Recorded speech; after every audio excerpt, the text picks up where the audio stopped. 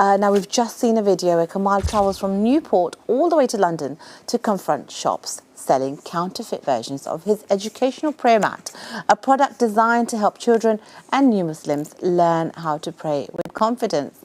So after years of staying silent, Kamal decided to speak out and show the real impact these fake products have had. When you came and you went into that first shop and you realized that there was fakes out there, or you realized that anyway, but when you realized there was a fake in that specific shop, how did that feel to you?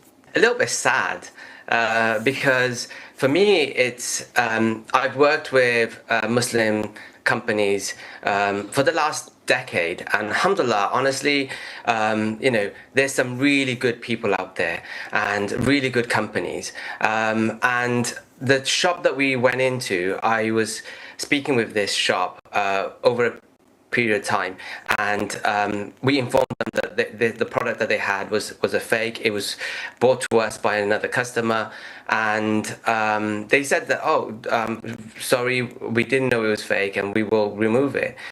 Within 1 week it was back on the shelf, and this was during the month of Ramadan. It's quite shocking to the system to find that your product that you've probably worked very hard to put together is being replicated. Now, for the Ummah itself, there might be different facets to, why this is happening. But let's focus on something that was commonly being said to you as you visited these shops, and, what would commonly be said to anyone, really, if they were kind of asked about this. That it's a product of dawah, whether it's a fake or real, doesn't really matter to them, because they want to learn about Islam. The purpose is for them to just learn about Salah and for it to be a user-friendly way of doing it. So does it matter who made it or where it came from? What's your take on that? For me, it's really comes down to the safety element. So we had this product tested by trading standards. It was found in another shop, and trading standards went and they raided the shop. They took the items and they tested the product. They found that the product was not safe, and they published this on a national database. So you can actually find this online. As a company, when it's a product that looks exactly like our product, they've even replicated the name. The only difference of the name that they left out was the word my.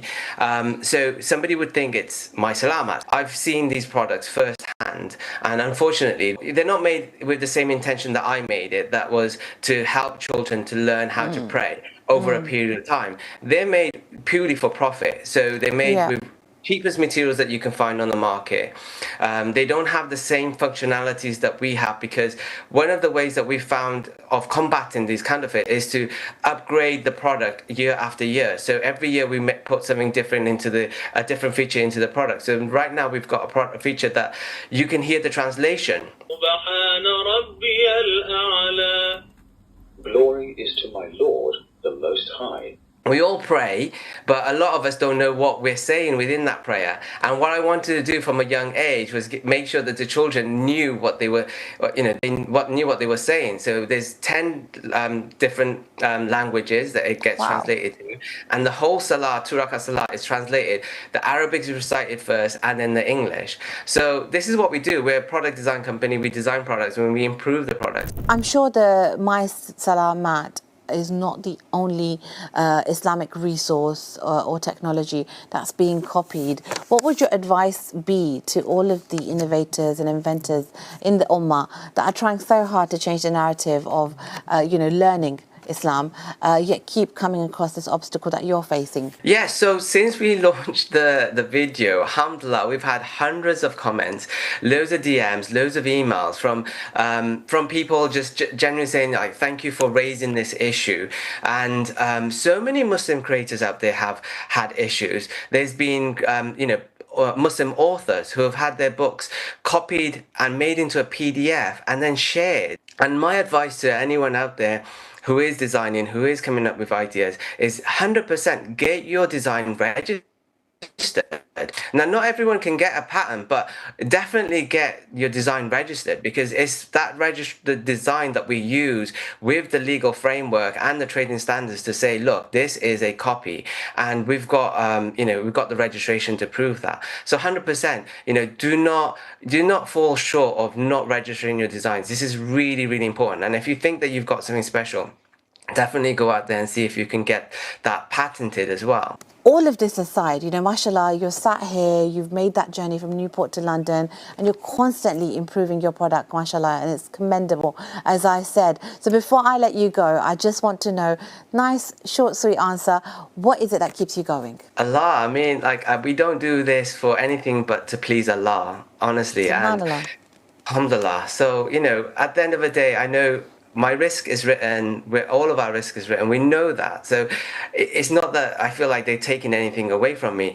I'm trying to highlight an issue that inshallah Absolutely. doesn't impact other people and other companies and other and the consumer. And hopefully inshallah the you know the companies see it and be like, oh, I'm so sorry, you know, and they stop doing it, because ultimately that will benefit them in this life and the next life. And Absolutely. you know, we don't do this anything but to please Allah. So.